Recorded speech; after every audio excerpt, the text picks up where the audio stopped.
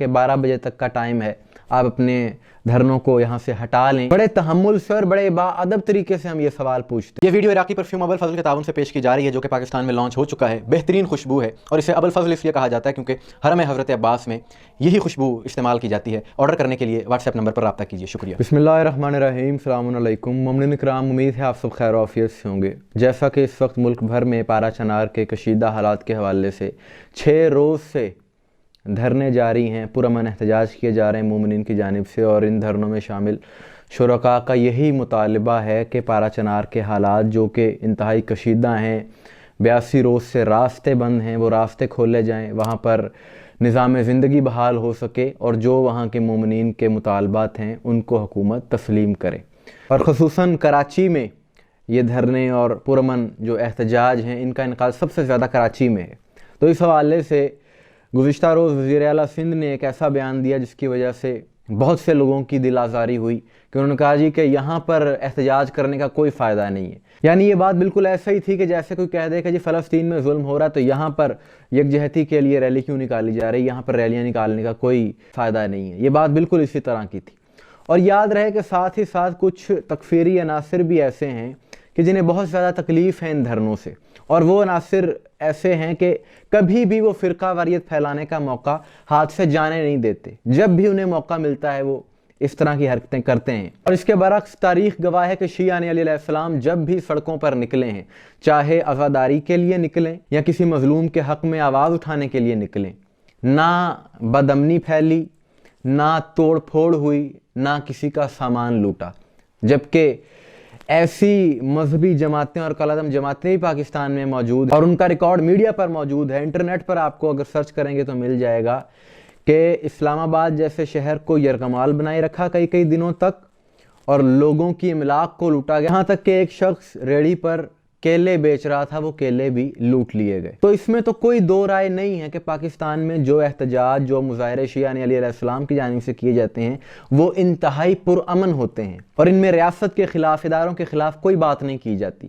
لیکن کچھ ایسے عناصر شدت پسند تکفیری مائنڈ سیٹ والے، ان کی جانب سے حالات کو خراب کرنے کے لیے مسلسل بیانات دیے جا رہے ہیں، اور ان کی طرف سے کہا گیا کہ اگر شیعوں کے ان دھرنوں کو، ان احتجاجوں کو ختم نہ کروایا گیا تو پھر ہم پورے ملک کو بلاک کر دیں گے، جام کر دیں گے۔ اور حیرت کی بات یہ ہے کہ ان بیانات کے بعد کراچی میں انتظامیہ کی جانب سے مومنین پر دباؤ ڈالنا شروع کر دیا گیا کہ آپ ان دھرنوں کو ختم کر دیں۔ بہت سی جگہ کی ویڈیوز آئیں، اور ایک جگہ پر تو انتظامیہ نے جو دھرنے میں کچھ مومنین علم لے کر آئے ہوئے تھے اس علم کو بھی ہٹانے کی کوشش کی گئی، لیکن وہ علم پھر سے اس جگہ پر لگا دیا گیا۔ اور یہ عزادار تو اتنے پرامن ہیں کہ اگر احتجاج کے دوران ایمبولینس آ جائے تو اس کو بھی راستہ دے دیتے ہیں۔ اب سوال یہاں پر یہ پیدا ہوتا ہے کہ یہ جو سندھ حکومت کی جانب سے کہا گیا کہ 12 بجے تک کا ٹائم ہے، آپ اپنے دھرنوں کو یہاں سے ہٹا لیں، سوال یہ نہیں ہے کہ کیا انتظامیہ ہٹا سکتی ہے یا نہیں سکتی، اس پر تو ہم بات نہیں کریں گے،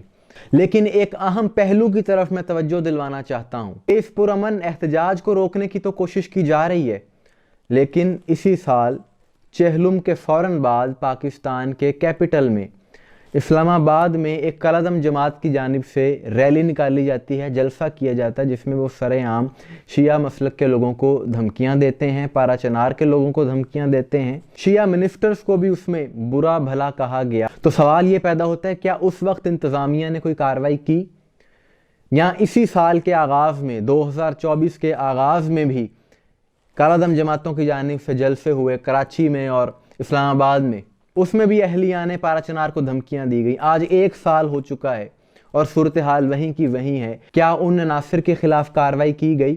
یہ ہمارا ایک سوال ہے۔ بڑے تحمل سے اور بڑے باادب طریقے سے ہم یہ سوال پوچھتے ہیں کہ اس وقت کوئی کارروائی کی گئی؟ آج یہ عزادار جو پرامن طریقے سے مظلوم کے حق میں آواز اٹھا رہے ہیں، کسی کو کچھ نہیں کہہ رہے، کوئی نقصان نہیں کر رہے، کسی ریاستی ادارے کے خلاف بات نہیں ہو رہی، کسی کو دھمکیاں نہیں دی جا رہی، صرف پرامن طریقے سے احتجاج کر رہے ہیں، ان کو ہٹانے کی تو پوری کوشش کی جا رہی ہے۔ اور ٹریفک کا بلاک ہو جانا آپ کو بہت بڑا مسئلہ نظر آتا ہے، لیکن جن عناصر نے سرِ عام دھمکیاں دیں، آئین پاکستان کی خلاف ورزی کی، ظاہر اس طرح سے سیکٹیرینزم پھیلانا تو قانوناً جرم ہے، تو ایسے عناصر کے خلاف جب کارروائی نہیں ہوتی اور پرامن احتجاج کرنے والوں کے خلاف کارروائیاں ہوتی ہیں تو اس وقت بڑا دکھ ہوتا ہے، اور ان احتجاجوں میں علم لہرا کر یہ حسینی یہ پیغام دے رہے ہیں کہ ہم حسینی ہیں، حسینی کبھی کسی کو نقصان نہیں پہنچاتے۔ اور پارا چنار کے حق میں تو احتجاج آسٹریلیا میں ہو رہا ہے، اس وقت لندن میں ہو رہا ہے، کینیڈا میں ہو رہا ہے، ہر جگہ پر یہ آواز بلند کی جا رہی ہے، اور اس طرح سے پرامن احتجاج کو روکنا یہ بات فریڈم آف ایکسپریشن کے خلاف ہے، جو کہ ہر مہذب معاشرے میں یہ حق دیا جاتا ہے شہریوں کو۔ ان دھرنوں کا، اس پرامن احتجاج کا مقصد ایک ہی ہے، اور مقصد ہے مظلوم کی حمایت۔ اور کراچی میں انتظامیہ کی جانب سے اس طرح کے اقدامات کی ہر درد دل رکھنے والا شخص مذمت کرتا ہے، اور کالعدم جماعتوں کے عناصر اس آگ کو مزید بھڑکانے کے لیے اس قسم کے بیانات دے رہے ہیں۔ حکومت فرق کرے اس چیز میں کہ امن کا خواہاں کون ہے اور بدامنی پھیلانے والے کون ہیں۔ ممنون اکرام، آپ کی سوال سے کیا رہا ہے کمنٹس میں ضرور بتائیے گا، مجھے دعا میں یاد رکھیے گا۔ السلام علیکم ورحمۃ اللہ۔